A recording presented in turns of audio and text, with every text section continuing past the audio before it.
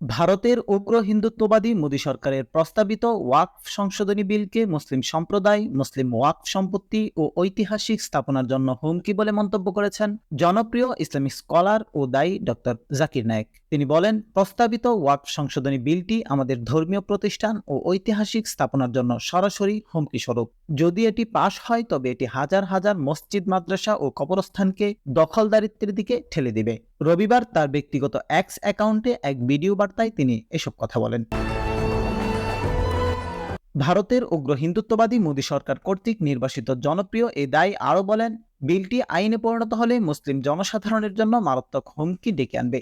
Million million একরের ওয়াকফ জমি, অপরিহার্য ধর্মীয় স্থান ও স্থাপনা সহ মুসলিমদের অন্যান্য স্থান স্থাপনাগুলো হাতছাড়া হয়ে যাওয়ার প্রবল আশঙ্কা তৈরি হবে।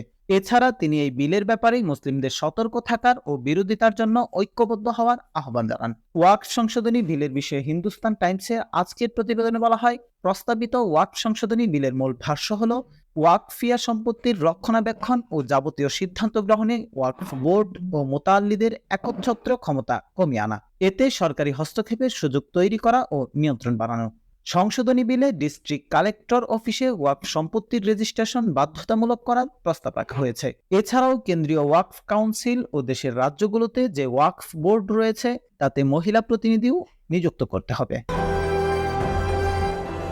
আরাফাত নূর, সরেজমিন বার্তা, ঢাকা।